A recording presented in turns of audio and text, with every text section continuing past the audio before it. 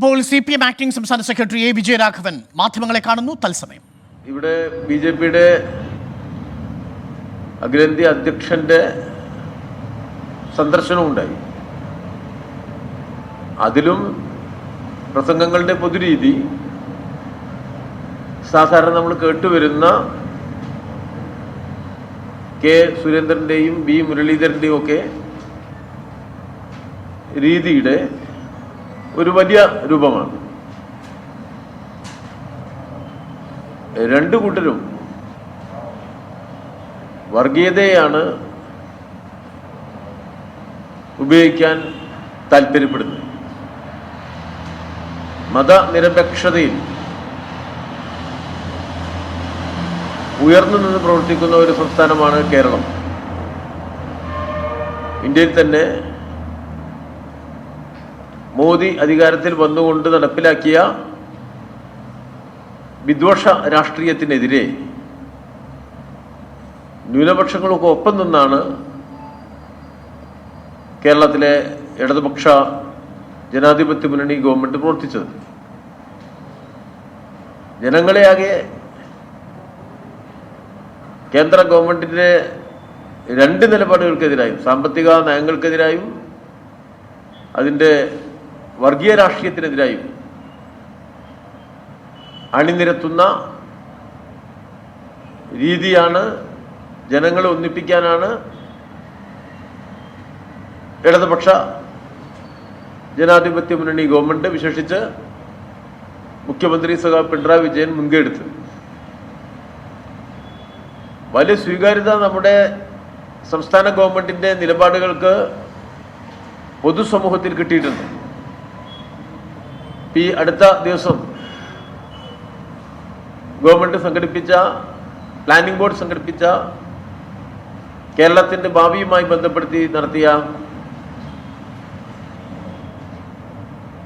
Seminar വളരെ ശ്രദ്ധ ആകർഷിക്കേണ്ടായി.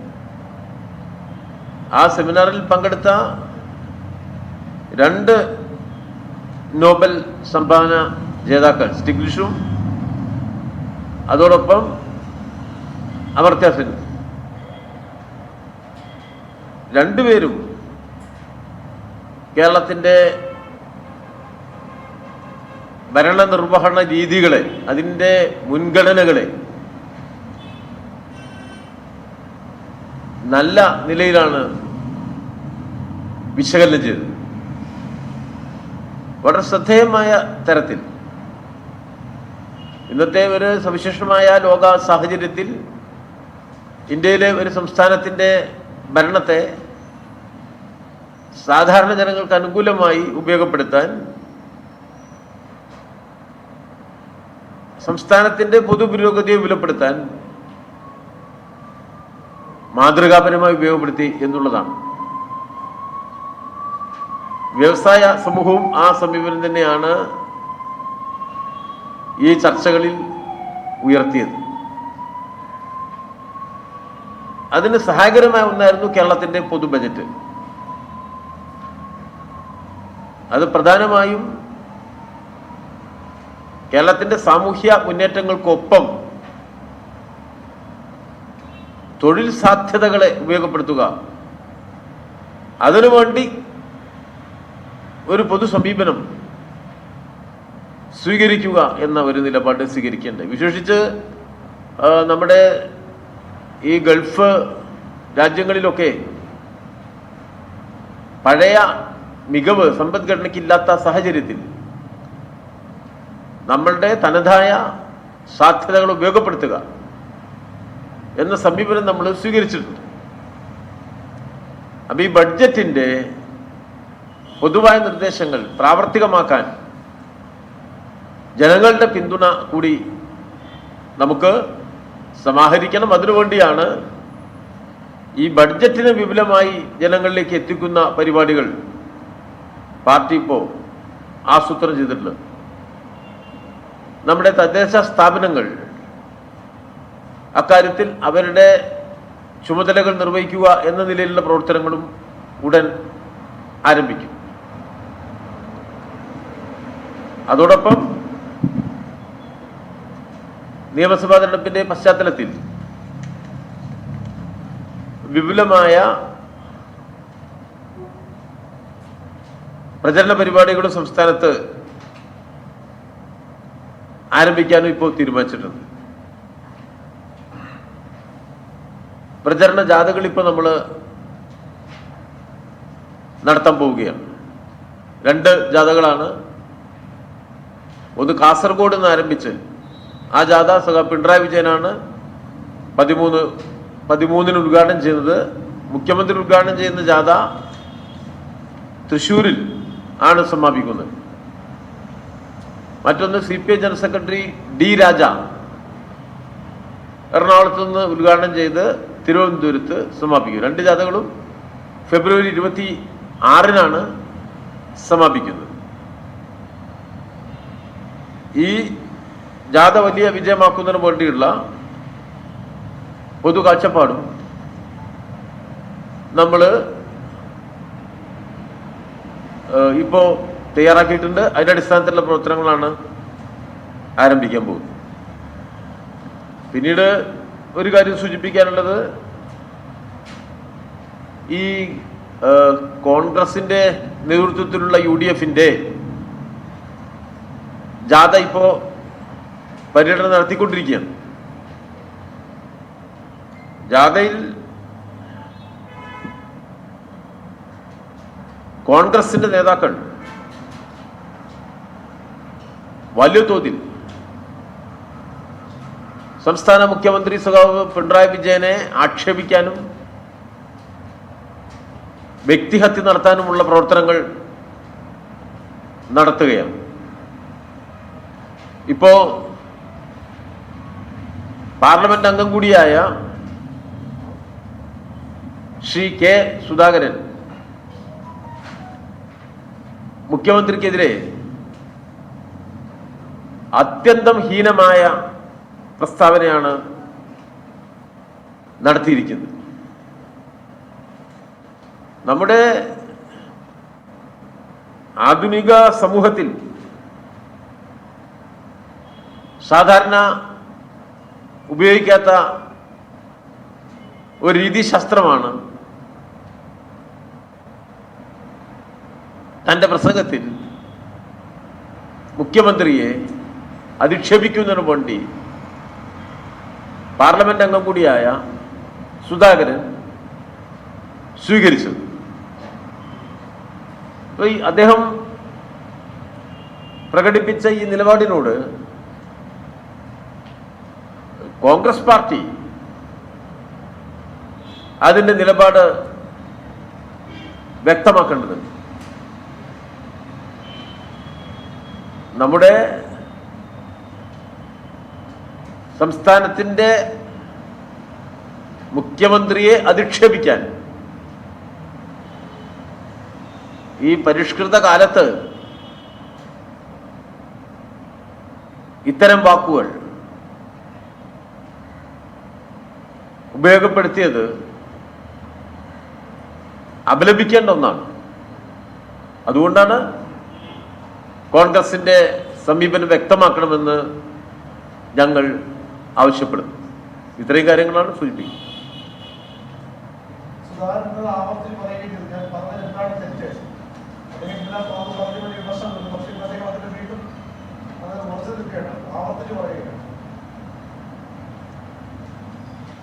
അല്ല, സുധാകരൻ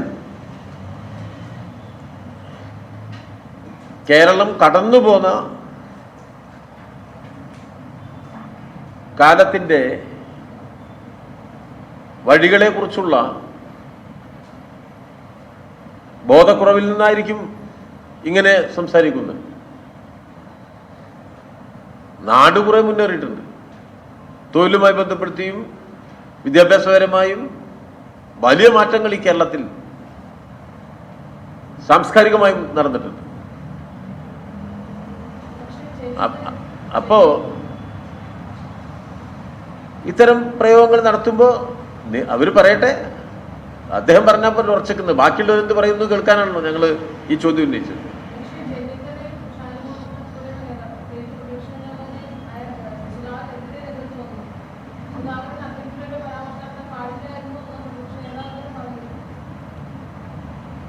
ആര് പറഞ്ഞു?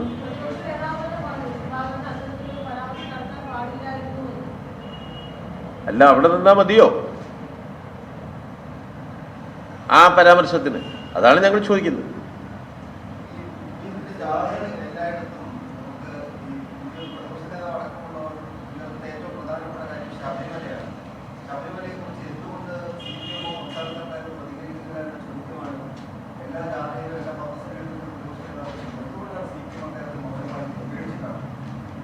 അല്ല, കയ്യില് കടലാസില്ലേ? അത് വായിച്ചു നോക്കൂ. തന്നിരിക്കല്ലേ കടലാസ്. അതുകൊണ്ടാണ് നിങ്ങൾ നമ്മുടെ മാന്യ സുഹൃത്തുക്കളായതുകൊണ്ടും സത്യസന്ധന്മാരായതുകൊണ്ടും സത്യാന്വേഷികളായതുകൊണ്ടും പറയുന്ന കാര്യം ശരിയല്ലാതെ റിപ്പോർട്ട് ചെയ്തേക്കാം. അത് ഒഴിവാക്കാനാണ് അവിടെ എഴുതിയങ്ങോട്ട് തന്നിട്ടുണ്ട്. വായിച്ചു നോക്കിയാൽ മതി. വിവരതലുണ്ട്. നിശബ്ദമായിട്ടല്ല, ബ്ലാക്ക് ആൻഡ് വൈറ്റില്ല.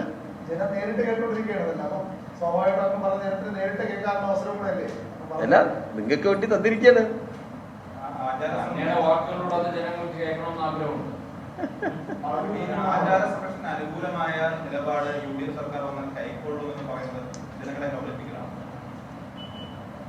ഞങ്ങളിതിൽ വ്യക്തമാക്കിയിട്ടുണ്ട്.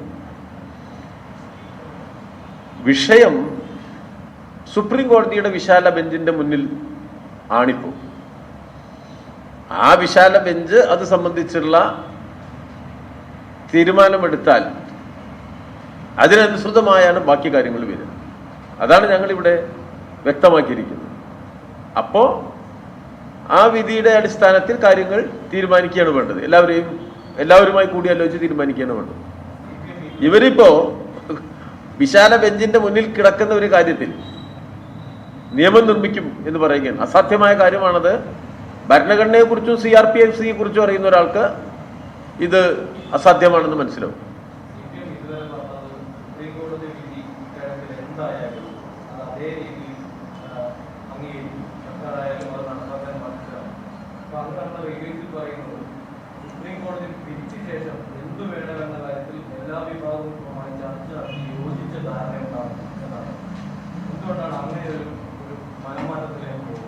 വിധി വരട്ടെ, എന്നിട്ട് നമുക്ക് ഇത് സംബന്ധിച്ചുള്ള അഭിപ്രായങ്ങളും സംശയങ്ങളും അതിന്റെ ദൂരീകരണവും നടത്താം. അതല്ലേ നല്ലത്. വിധി വരട്ടെ. ഇപ്പോൾ ഈ ചർച്ചയ്ക്ക് തയ്യാറാണെന്നുള്ളത് അങ്ങനെ പ്രസ്താവനയുണ്ട്. എന്തുകൊണ്ട് നേരത്തെ ചർച്ചയ്ക്ക് തയ്യാറായില്ല? നേരത്തെ എന്തുകൊണ്ട് ജനിച്ചില്ല എന്ന ചോദ്യത്തിന് ഉത്തരം പറയാൻ കഴിയും. ഇപ്പോഴത്തെ കാര്യം പറയാം നമുക്ക്. ഇപ്പൊ നമ്മുടെ മുന്നിലെ വസ്തുനിഷ്ഠ യാഥാർത്ഥ്യത്തിൽ സുപ്രീം കോടതി യുടെ മുന്നിലുള്ള ഒരു വിഷയമാണ് എന്നുള്ള നിലയിൽ തന്നെയാണ് നമ്മളത് പരാമർശിക്കാൻ പറ്റും. നമുക്ക്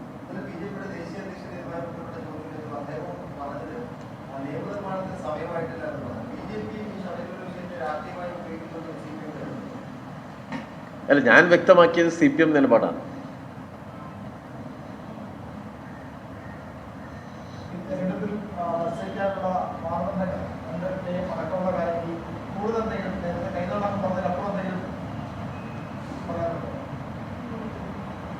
ഇല്ല, നമ്മള് പാർട്ടി നല്ല മികവുറ്റ എല്ലാ വിഭാഗം ജനങ്ങളുടെയും പ്രാതിനിധ്യമുള്ള ഒരു പാനൽ മികച്ച സ്ഥാനാർത്ഥികളെ ഉൾക്കൊള്ളിച്ച്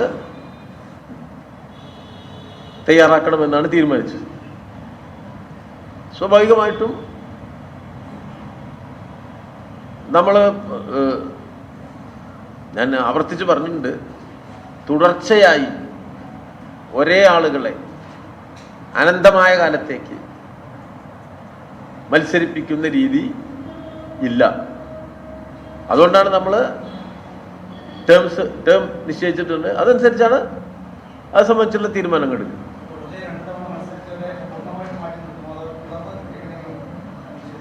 തുടർച്ചയായി 2 തവണ മത്സരിച്ച് ജയിച്ചവരെ സംബന്ധിച്ചാണ് നമ്മുടെ തീരുമാനം.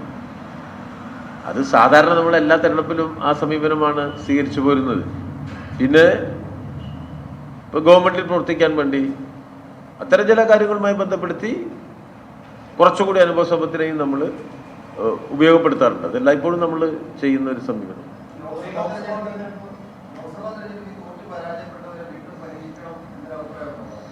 തോറ്റ് പരാജയപ്പെടുന്നത് എങ്ങനെ എനിക്കറിഞ്ഞൂടാ.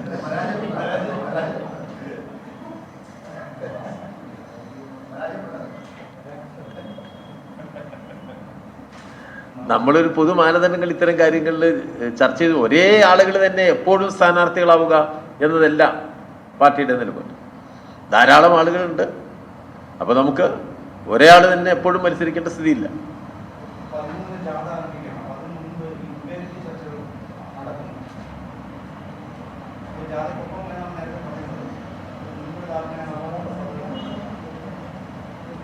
അല്ല, ഉഭയകക്ഷികൾ അവിടെ തന്നെ ഉണ്ടല്ലോ. നമുക്ക് എപ്പോഴും പിന്നെ ചർച്ച നടത്തി തീരുമാനത്തിലെത്താവുന്നതേ ഉള്ളൂ.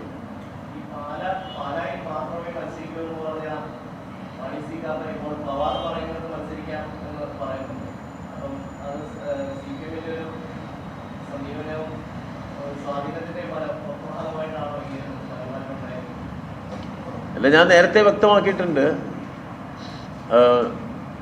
തിരഞ്ഞെടുപ്പിലെ മത്സരിക്കുന്ന മണ്ഡലങ്ങളെ സംബന്ധിച്ചൊന്നും നമ്മളത് ഇപ്പോൾ ചർച്ച തുടങ്ങിയിട്ടില്ല. ഇപ്പം നമ്മൾ ആ ചർച്ചയിലേക്ക് പോവാത്തിടത്തോളം കാലം അത് സംബന്ധിച്ചുള്ള അഭിപ്രായ പ്രകടനങ്ങൾ പറയുന്നതും അനവസരത്തിലാവും. അതുകൊണ്ട് ആർക്കും ഒരു ഗുണം കിട്ടില്ലല്ലോ. അതുകൊണ്ട് ഞാനതിലേക്ക് ഇപ്പം പറയാൻ പാടില്ല. നമുക്ക് തെരഞ്ഞെടുപ്പിൻ്റെ ഘട്ടത്തിൽ എല്ലാ ഘടകകക്ഷികളും പരസ്പരം കാര്യങ്ങൾ ചർച്ച ചെയ്ത് ധാരണയിൽ എത്താവുന്നതേ ഉള്ളൂ ഈ വിഷയം.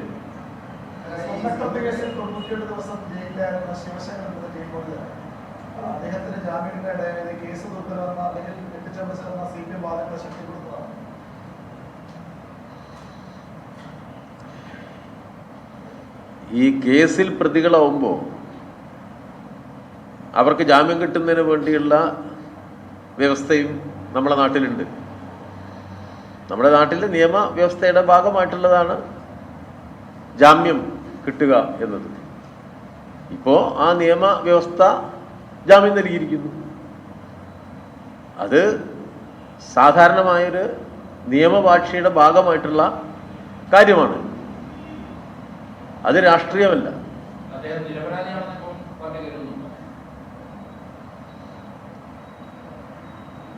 ഇപ്പൊ ഒരു കേസുകളല്ലേ, നിയമ വഴിയിലാണല്ലോ കാര്യങ്ങൾ. അത് നിയമമാണ് തീരുമാനിക്കുക.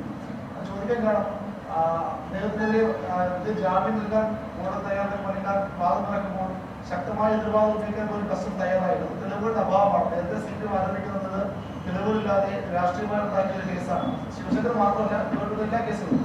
അപ്പൊ അത്തരമൊരു നിലപാട് ശരിയെന്ന് പ്രതികരിക്കുന്നു. ആ ചോദ്യം നിങ്ങൾ കസ്റ്റംസിനോട് ചോദിക്കണം. അവരല്ലേ അവരുടെ ന്യായം തയ്യാറാക്കണം, നമ്മളല്ലല്ലോ. CPM അല്ലല്ലോ ഇതില്.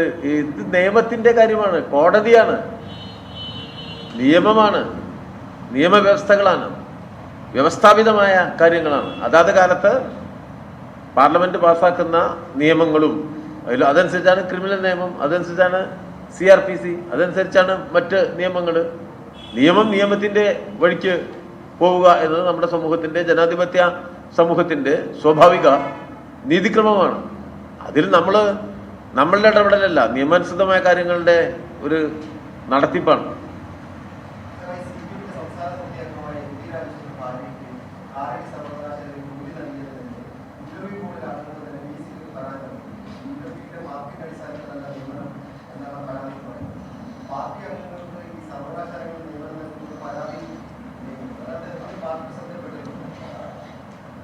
ഇല്ല, നമ്മുടെ ശ്രദ്ധയിലില്ല. സാധാരണഗതിയിൽ സർവകലാശാലകൾ നിയമനം നടത്തുന്നതിന് വേണ്ടിയുള്ള അതിൻ്റെ യോഗ്യതകളുണ്ടോ? യോഗ്യതകൾക്കനുസരിച്ചാണ് നിയമനം നടത്തുക. അത്ര അവിടെ അതേ ചെയ്തിട്ടുണ്ടാവുള്ളൂ. യോഗ്യതയില്ലാത്ത ആളുകളെ നിയമിക്കുന്ന ഒരു സ്ഥിതി വരില്ല.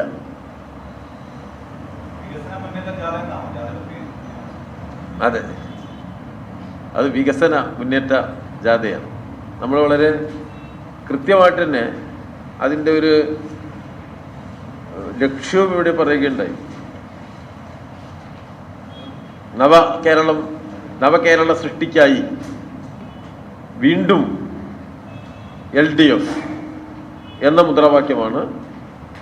ആ മുദ്രാവാക്യം ഉയർത്തിയിട്ടുള്ള വികസന മുന്നേറ്റ ജാഥയാണ് LDF സംഘടിപ്പിക്കുന്നത്.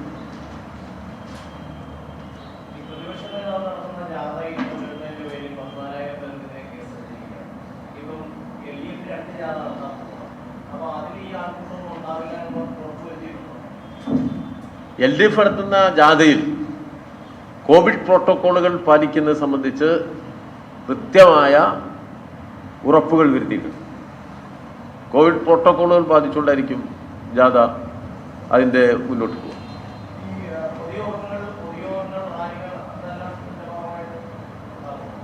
അതൊക്കെ കോവിഡ് പ്രോട്ടോക്കോൾ പാലിച്ചിട്ടുണ്ടാവും.